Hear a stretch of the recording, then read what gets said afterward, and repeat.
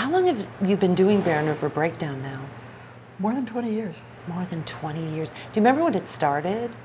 I wasn't here when it started. I came to Bowling Green in 1989, and Barren River Breakdown was already well established. Barren River Breakdown actually started as a seasonal fill-in for the Met. Wow. Because the Met had a season, and they had time blocked out, and when they weren't in performance, they needed something to fill that time. So Jeff Esworthy, who is a well-known name in NPR, started this show called Barren River Breakdown, and that was shortly after the beginning of the station. WKU Public Radio. WKU Public Radio. Wow. I started doing Barren River Breakdown in, I believe, 1997.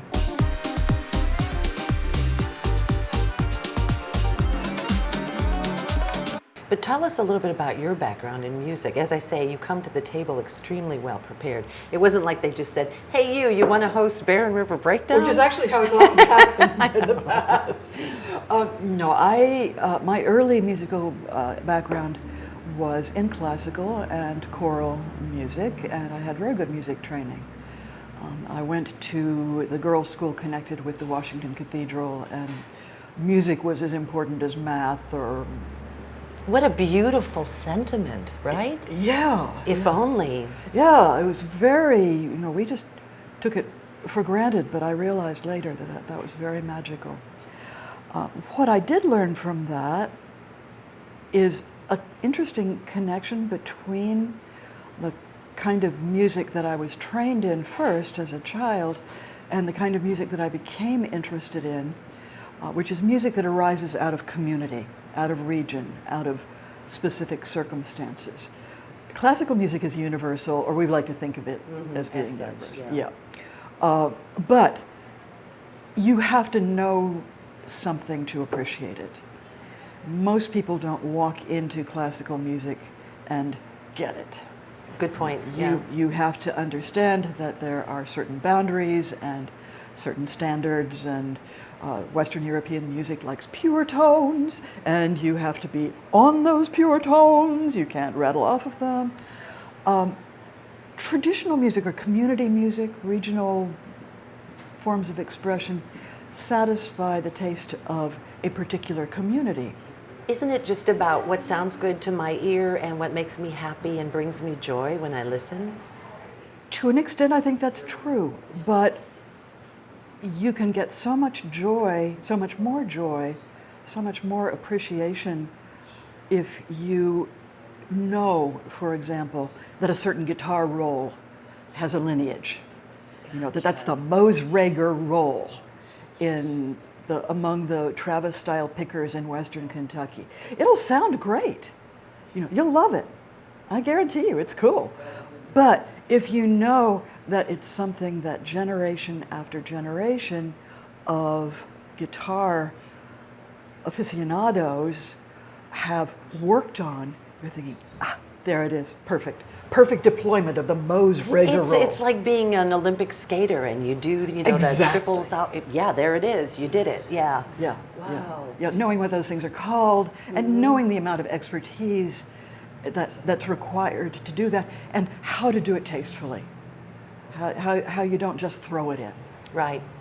So what's your favorite kind of music? I mean, with that eclectic background? Oh, it's, What's your go-to? What time is it? I mean, what's your go-to? Depends on the time of day? It does, really. I still listen to a lot of classical music. I love classical music.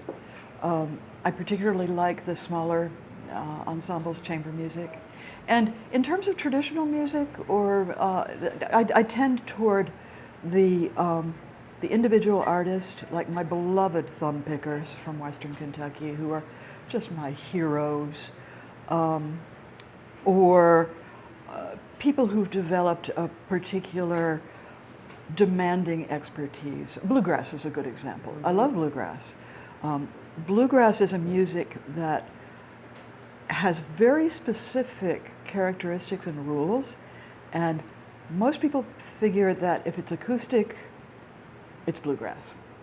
If it's acoustic guitar, it must Put it be in that bluegrass. bin, right? Put They it in just that sort of, bin. yes, Exactly. generalize. But in fact, bluegrass as it evolved in Western Kentucky, in fact, from Bill Monroe, who was from Ohio County, it was a kind of ensemble music that came out of a group dance music that pretty much anybody could play, old-time music.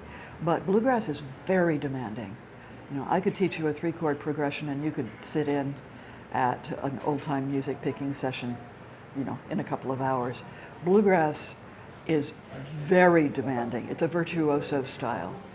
And it gets that feel and those rules from jazz, which Bill Monroe was very influenced by, where different instrumental artists will step up to the mic, everybody else will step back, and they do something amazing.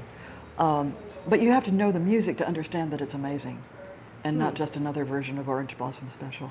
Dr. Erika Brady, you've been watching Coffee Near Me. We're coming to you from Bike Rack Bistro in Bowling Green. A special thanks to the proprietors, Crystal and Patrick Volker. And of course, you can keep the conversation going, and you're watching Coffee Near Me. Who would you like to sit down and have a cup of coffee with? Living or dead? Pick. Living or dead? Yeah, one, just one. Chaucer probably didn't drink coffee. That's okay, we'll give him water. Cheers. What he'd really like is ale.